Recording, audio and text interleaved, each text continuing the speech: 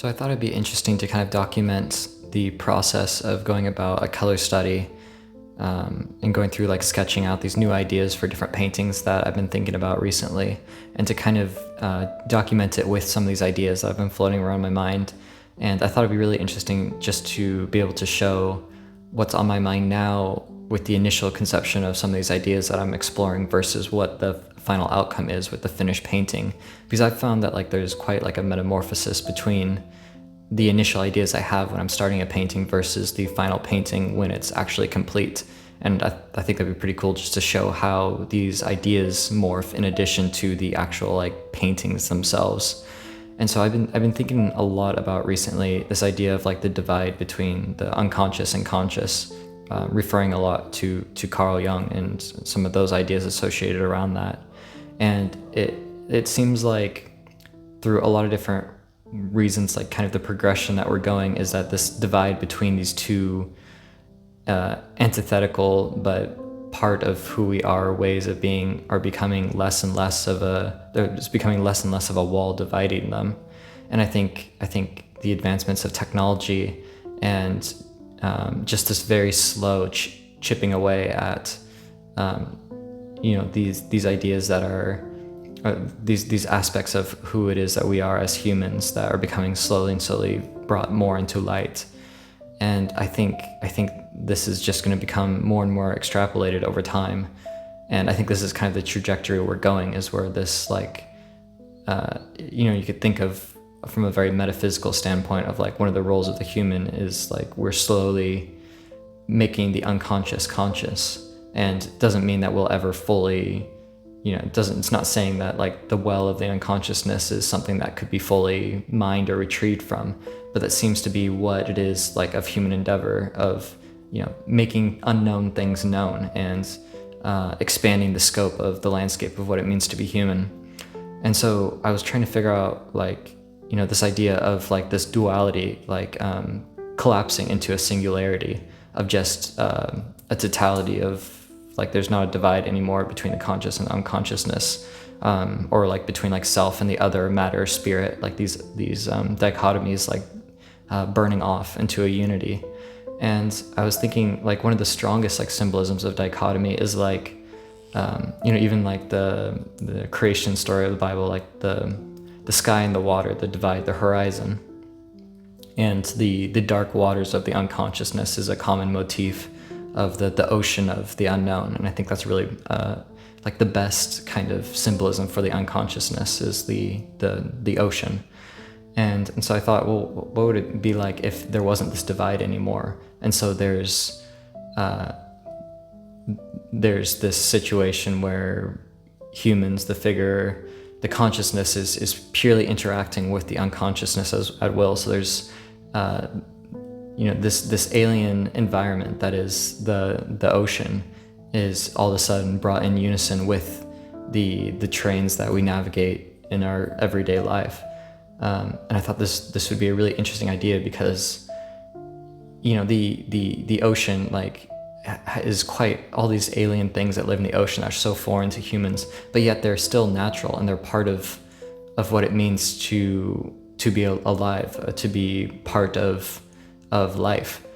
But yet it's so alien at the same time. And I feel like that's a perfect analogy for like dreams or visions or these things that are so alien to what it is that we experience on like quote unquote like the waking life, like our consciousness, but yet it is still like somehow in some mysterious way like one of the hallmarks of what it means to be human is that humans can have these images and ideas that just like pop into our minds from seemingly some other dimension.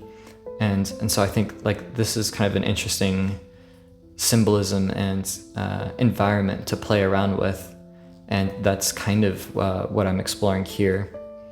And I think like then that kind of opens up to all these other symbols. And I think the shark's a really interesting one because like as any like good person, I'm like terrified of the irrational fear of getting eaten by a shark whenever I'm in the ocean. And I think like this idea that like the unconsciousness has these monsters, these giant prehistoric animals in it, like our unconscious, we have a lot of deep things, like the line of good and evil runs between like the middle of between each man, and so I think like the unconscious is the well of all that is good, but also all that is evil. It's like the totality of it all. And so I think it is interesting idea to like be opening up this dimension and confronting it as like its totality as the whole, and to not be like terrified of these powerful autonomous forces that are also there, like a shark that's just doing its own thing, but to acknowledge its existence and to keep exploring that dimension, but from a perspective that's not fear or judgment. It's just accepting that these there are sharks that have opened up now in this dimension where the divide between the ocean and the land is severed. There can be sharks flying around in the sky or the water or whatever. There's no kind of divide between that. So I think it's as part of that embracement, as part of the larger like unified reality. And so I think like, I don't know, like visualizing this breakdown of duality in like the broadest sense, I think it's very much like the unconsciousness, life, death, dream, reality, past, future. And I think like this kind of singularity where like the opposites collapse, and it kind of like opens up this world where like all experiences, all states of beings exist simultaneously in like a harmonious interplay. And I think that could be a really interesting kind of topic to explore with painting. And so I guess getting out of the intention and more into the technical aspect of what it is I'm doing, I'll be making a lot of these different studies, roughly as close as possible to kind of the ratio that I'll be doing it as a larger painting, but playing around with these different ideas. And originally I was thinking of maybe just doing like one painting of this kind of idea where the water and the walking, the terrain kind of merges into one. But I think there could be a lot more paintings worth exploring in there. And so I'm just going to be doing a lot of little value studies, and I'm spending like, this one I spent like 2 hours on, so not very long, but I've been doing lots of sketches and studies and things like that. So this wasn't like, I've already spent time playing around with this idea. Like I knew what it was that I wanted to paint. With this color study, I was more exploring the like grouping of elements, the color choices, the color harmonies, and things like that. But I think most of it comes from those initial sketches, which, like I spent a long time on them, just thinking of ideas with very little results with the sketches, but just kind of sketching out any of these ideas and then slowly elaborating on it, and then trying to like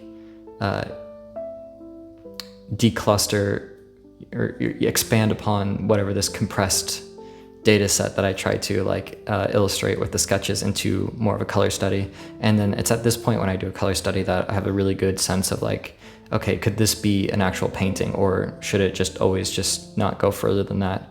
And so I'm going to be doing several of these and kind of expand on this idea a bit more. But at this point, these are kind of the ideas that are floating around in my head. And I think as I keep doing more color studies, also the voices and things like that will change as well.